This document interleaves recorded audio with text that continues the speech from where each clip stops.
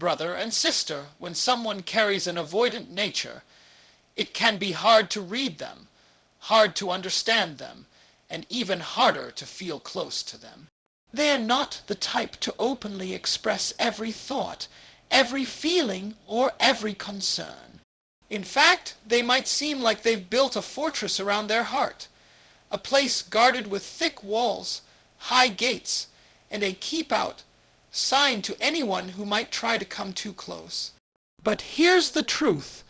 If you ever witness them letting down even a small section of those walls for you, it's not an accident. It's not something casual. It's not because they're bored, lonely, or just passing the time. When an avoidant makes a move that shows trust, when they invite you into that inner space they usually protect at all costs, you have to understand you are standing in rare territory. Trust from elders. Avoidant is not something that happens casually or without deep consideration. For most avoidant individuals, trust is a currency they guard with an iron grip, something they rarely offer and never give away for free. Their life experiences, whether shaped by early childhood dynamics, past betrayals, or disappointments in relationships, have taught them that closeness often comes with strings attached or hidden dangers. They have learned that the safest way to navigate the world is to maintain emotional distance, to keep the most tender parts of themselves locked away from potential harm. This doesn't mean they lack the capacity for connection, or that they are incapable of love. In fact, their emotional lives can be rich and deeply felt. It means they have decided that preserving their autonomy and safety outweighs the benefits of opening up to just anyone. This mindset makes the act of granting trust a rare and highly significant event. When an avoidant decides to trust someone, it is not the result of a fleeting mood or a moment of weakness. It is the culmination of careful observation and long-term evaluation. They have likely been watching how you handle challenges, how you react under stress, and how you respond when they set boundaries. They take note of whether you respect their space or push past their limits. They notice if you try to control them or if you allow them to move at their own pace. Every small interaction becomes a data point in their internal assessment of your character. For them, trust is not a leap of faith. It is a slow, deliberate climb up a steep and guarded mountain. This is why their trust feels so weighty once you have it. It carries with it the understanding that you have passed countless unspoken tests. You have shown that you are not reckless with their feelings, that you won't exploit their openness, and that you won't try to bend them into something they are not. You have demonstrated a rare patience that avoids pressuring them for immediate closeness. You have provided a kind of stability that reassures them they can remain themselves without fear of being abandoned or suffocated. In other words, you have created an environment where they can begin to believe that connection does not always lead to loss or pain. An avoidance trust also has a different texture compared to someone who is naturally open. It is not casual, surface-level trust. It is deep, deliberate, and enduring. Once they've given it, they do not take it back lightly. They may still struggle with old habits of withdrawal or self-protection, but the presence of trust changes the underlying dynamic. It means that even if they step back temporarily, they see you as a safe person to return to. They may not express this verbally. Avoidants often keep their emotional declarations private, but their actions will speak for them. It might show in the way they share a personal story, ask for your opinion on something meaningful, or simply choose to spend more time in your presence without the usual tension of needing to escape. Trust from an avoidant can also manifest subtly, and if you're not attuned to their patterns, you might miss it. They might not suddenly become openly affectionate or overly communicative, but they will allow you closer to their reality. They may stop hiding certain parts of their routine, let you see them in unpolished moments, or begin to include you in decisions that matter to them. These changes, while small on the surface, are monumental within the context of their guarded nature. Each one is a sign that you have become an exception in their world, a person who has crossed the invisible boundary where others are gently but firmly kept out. It's important to recognize that their trust is not just a reflection of who you are. It is also a reflection of the internal work they have done to make space for connection. By trusting you, they are challenging their own deeply ingrained beliefs about safety and vulnerability. They are taking a personal risk, which means they have calculated that you are worth it. That is why losing their trust can feel so final once it's broken. It confirms their original caution and strengthens their walls. For them, rebuilding trust is not impossible, but it is an uphill battle that requires even more patience and proof than before. To be trusted by an avoidant is to hold a position of unique value in their life. It means you have done what many cannot. You have given them a reason to believe that intimacy doesn't have to be a trap, that closeness doesn't automatically lead to betrayal, and that vulnerability can exist without destruction. It is a silent but profound acknowledgement that you have become more than just another person in their world. You have become one of the rare few they allow inside the fortress they've built around. Their heart vulnerability signals deep emotional safety for an avoidant.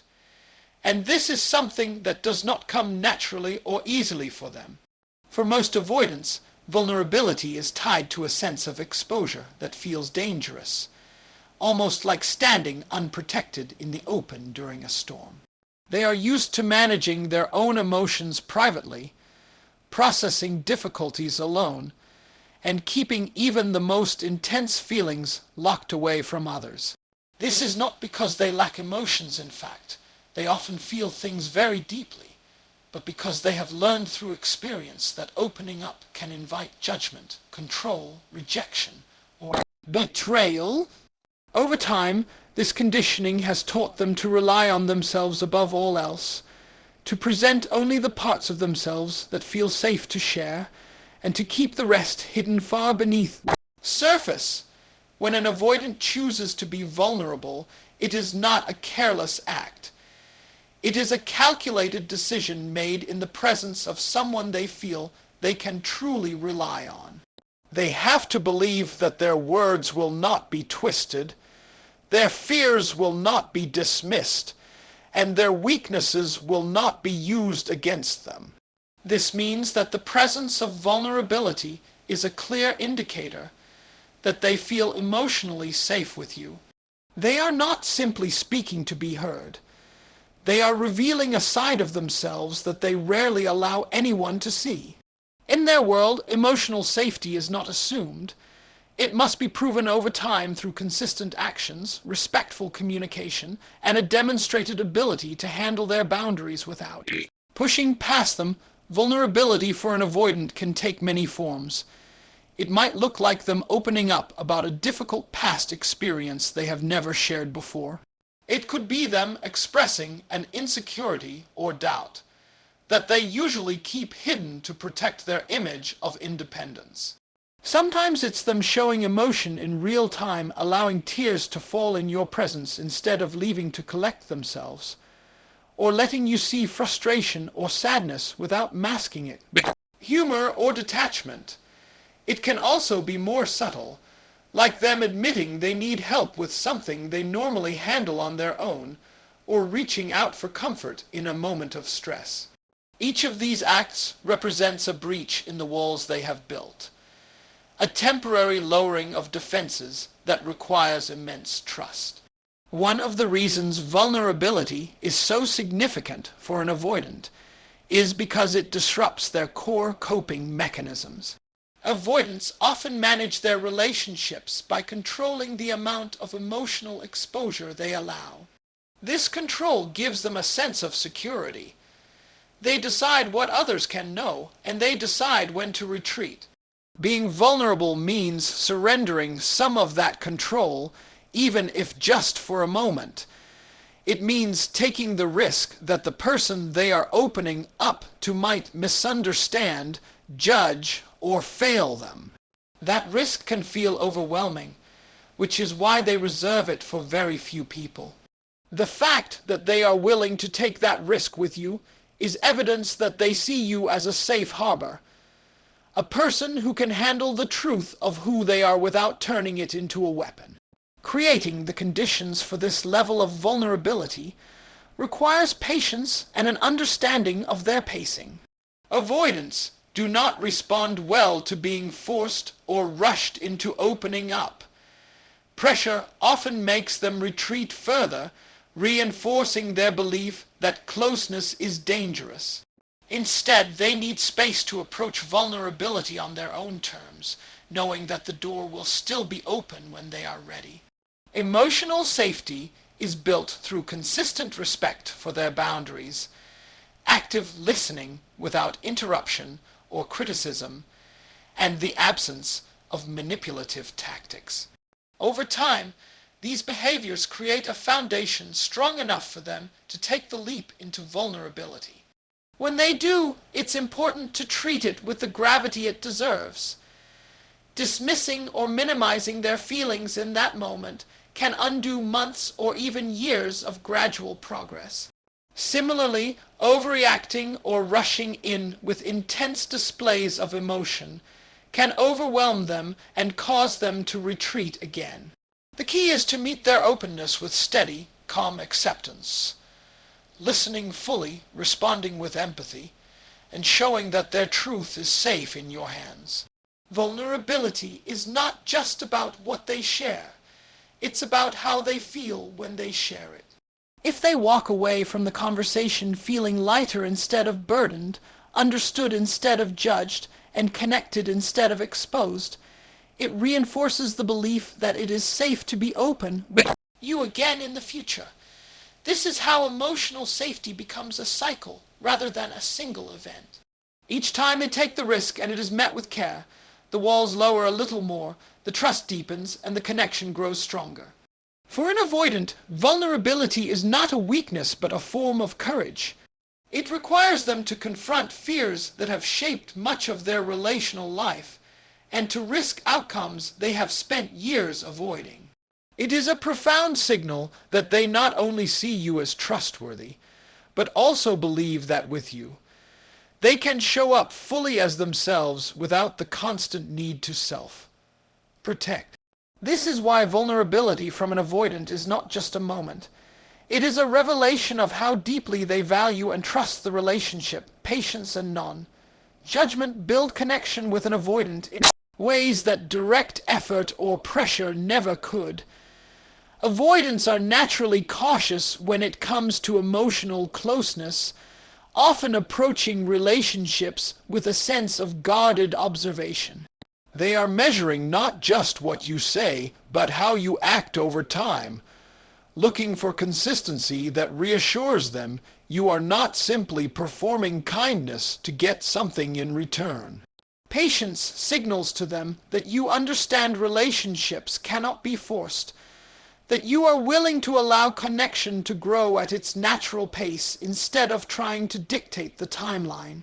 When you refrain from pushing them to open up faster than they are ready, it sends a powerful message. You are not here to control them, you are here to know them, and you are willing to wait for that process to unfold. Non-judgment is equally essential because many avoidants carry the weight of being misunderstood in the past. They may have been told they are too distant, too private, too emotionally unavailable, or too difficult to love. These criticisms can create a deep sense of shame, which in turn reinforces their walls. When you approach them without judgment, you break the cycle of criticism they expect from others. Instead of making them feel wrong for being who they are, you create an atmosphere where they can exist without the fear of being shamed for their natural tendencies. This doesn't mean you ignore unhealthy behaviors, but it does mean you approach them with understanding and empathy rather than accusation or ridicule. Patience and non-judgment work together because they meet two of an avoidant's core needs: autonomy and acceptance. Autonomy allows them to move toward closeness without feeling trapped, while acceptance assures them that they will not be rejected for revealing their true selves. This combination is rare in their experience, which is why it becomes the soil in which trust and connection can finally take root. You become someone who does not demand they be different in order to be valued. Someone who sees their hesitations not as flaws, but as protective mechanisms that have served them in the past. That recognition alone can disarm much of their resistance. In practice, patience can mean giving them space without withdrawing your care. It can mean allowing silences in conversation without rushing to fill them, letting them set the pace for physical or emotional intimacy, and respecting the moments they need to retreat without interpreting it as rejection. It can also mean being consistent in your presence over long periods, showing that your interest in them is not conditional on how quickly they let you in. For an avoidant, every interaction is a subtle test of whether you will push too hard, react with frustration, or abandon them when their pace feels slow. Passing these tests over time is what makes them feel safe enough to move closer. Non-judgment, on the other hand, shows up in the way you respond to their openness, no matter how small. If they reveal something about themselves, a fear, a past mistake, or even a quirk, they are watching closely to see how you will react. Do you laugh at them, criticize them, or make it about yourself? Or do you receive it with curiosity and respect, letting them know their disclosure is welcome? Every moment of acceptance is like another brick removed from the walls they have built. Even when you disagree with them or notice behaviors that are challenging, the way you frame your response makes all the difference. Instead of "you're wrong" or "you shouldn't feel that way," you might choose language like "I understand why you'd see it that way," or "that makes sense given what you've been through." This kind of response reinforces the idea that their perspective is valid, even if it's different from your own. When patience and non-judgment become the norm in your interactions, you begin to create a space that feels unlike anything they have known before. It's a space where they can drop some of their constant vigilance because they are not being cornered into emotional exposure, and they are not being shamed when they choose to share. This doesn't mean they will transform overnight, but it does mean the relationship has room to grow without the tension of unmet demands or the fear of criticism. Over time, they start to associate your presence with calm instead of pressure, safety instead of scrutiny. This process requires you to be steady even when they are not. There may be moments when they pull away unexpectedly or seem to undo progress you've made together. Without patience, these moments can be frustrating, and without non-judgment, they can lead to blame. But with both, you can see these setbacks for what they are: protective reflexes that don't erase the underlying bond that's been forming. When they see that you don't punish them for needing space or for struggling to open up, their trust in you deepens. The truth is that many avoidants are not used to being given the time and grace they need to build connection. They are accustomed to others giving up on them, becoming resentful, or trying to break down their walls forcefully. Your patience tells them you are in it for the long game, and your non-judgment tells them they can be fully themselves without fear of rejection. Together, these qualities create an environment where connection is not only possible, but sustainable, where they can start to believe that closeness can exist without the cost of losing themselves. Small gestures can carry profound meaning for an avoidant, because, in their world, significance is often measured differently than it is for others. They are not usually swayed by grand displays of affection, dramatic declarations, or intense emotional outpourings. In fact, such expressions can sometimes feel overwhelming or even suspicious to them, as if they come with hidden expectations or obligations. Instead, they tend to place far greater value on the consistent, subtle actions that demonstrate genuine care without trying to intrude on their boundaries. These are the moments that show them you are paying attention, that you understand who they are, and that you respect the way they move through the world. A small gesture could be as simple as remembering something they once mentioned in passing and acting on it later. It might be bringing them their favorite snack without being asked, sending a message to check in without demanding a long conversation, or quietly taking care of a practical need they've been busy or tired to address. These acts communicate that you are tuned in to their preferences and rhythms, and that your care for them is active rather than just verbal. For an avoidant, such actions feel safer than overwhelming attention because they don't require an immediate emotional response. They can appreciate the gesture in their own time without feeling pressured to reciprocate instantly. Another way small gestures hold meaning is that they allow the avoidant to remain in control of their emotional pace while still feeling connected. Something as subtle as giving them space without withdrawing your warmth, or sitting near them during a quiet moment without trying to fill the silence, can speak volumes. These are signals that you can be present with them without needing to constantly pull them toward you. It reassures them that they can relax around you without fear of being engulfed by emotional demands. In a world where they often feel the need to guard themselves, these moments are like soft reminders that connection doesn't always have to cost them their sense of freedom. Small gestures also become powerful because they often bypass the avoidant's natural defenses.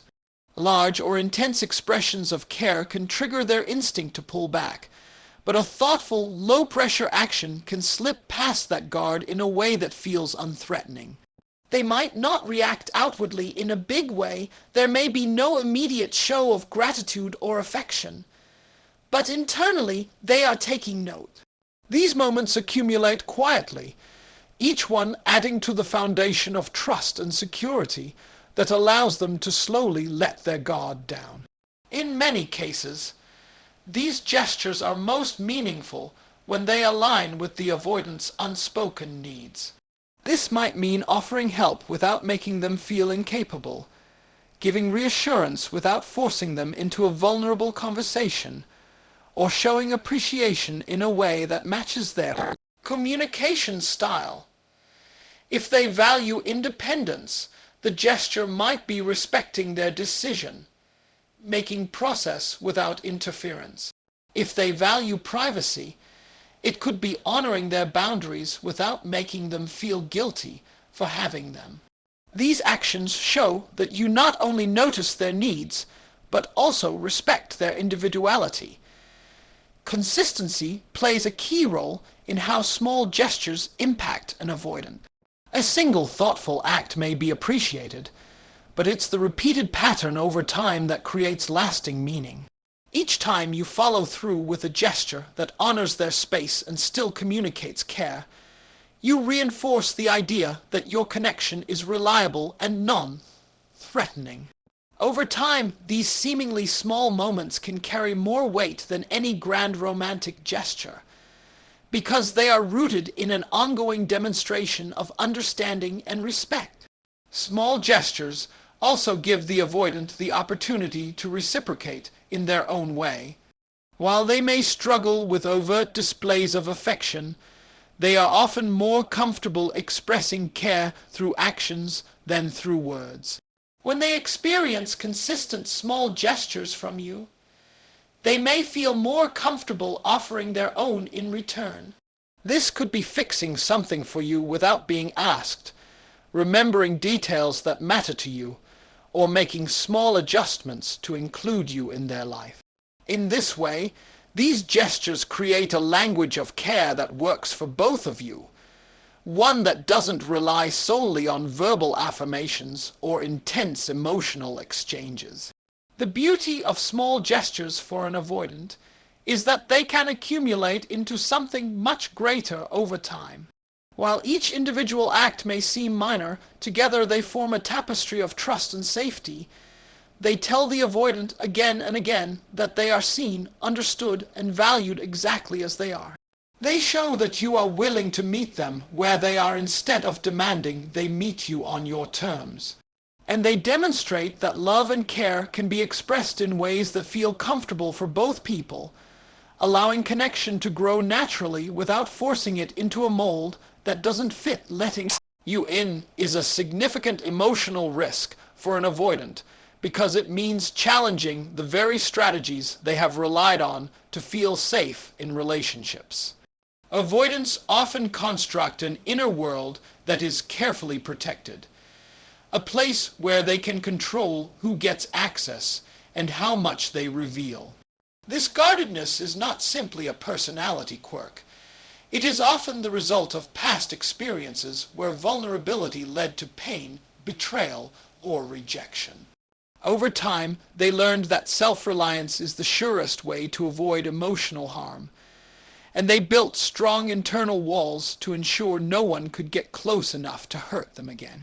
Those walls have become part of how they navigate the world, providing a sense of stability even if it comes at the cost of deep connection. When they decide to let you in, they are making a choice that goes against these deeply ingrained self-protective patterns. It's not an impulsive decision, but one that usually comes after long periods of observation and quiet assessment. They've likely been watching how you respond to their boundaries, how you handle conflict, and whether your actions align with your words. They've been testing, even unconsciously, to see if you are consistent enough to be trusted.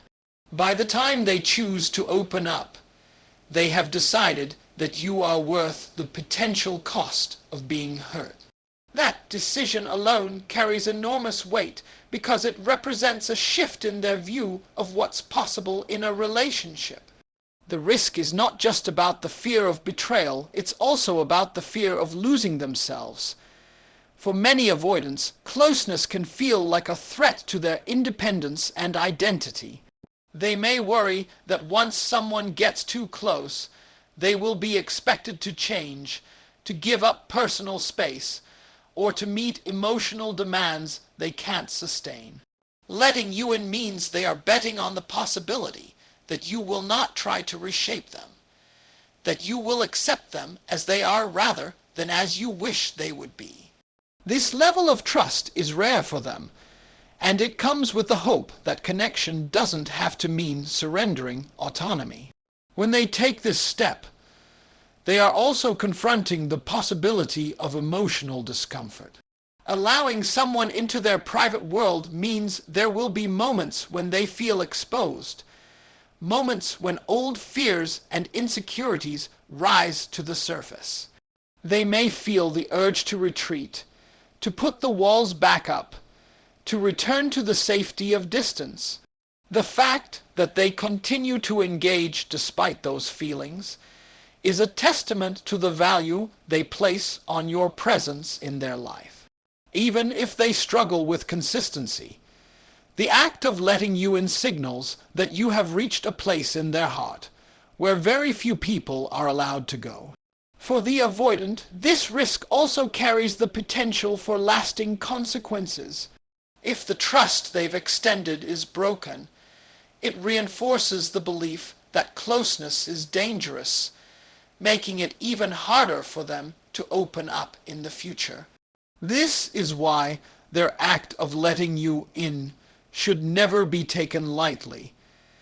It's not a casual exchange. It's a carefully considered offering of trust that has been shaped by years of guarding themselves. When they choose you, they are offering not just access to their thoughts or daily life, but to the parts of themselves they've kept hidden from the world. It's important to understand that letting you in might not look dramatic from the outside. It may be subtle. A conversation where they share a personal fear, an invitation into a space they usually keep to themselves, or a moment when they choose to stay present instead of withdrawing. These gestures may seem small to others, but for the avoidant they are monumental. They represent a willingness to risk emotional harm in exchange for the possibility of genuine connection. The significance of this step is amplified by the fact that it's not something they can easily reverse without emotional cost. Once they've opened the door, even slightly, they know there's a chance of being misunderstood or hurt. But their choice to take that chance means they believe the connection with you offers something worth facing those risks. It is a statement, whether spoken or silent, that you have become an exception to their rules, someone whose presence outweighs their instinct for self-protection. For someone who has built their life around control, privacy, and emotional self-sufficiency, letting you in is nothing short of a profound leap of faith. It means they are trusting not only in your intentions, but also in your ability to honor what they are offering. It is an act that blends courage, hope, and a quiet belief that maybe this time, closeness will not lead to harm. And for an avoidant, that belief is one of the most precious things they can give. An avoidant's heart may be cautious, but it's not unfeeling. In fact, their feelings often run deeper than they let on. What you see as indifference is often self-preservation. What you interpret as coldness is often a shield.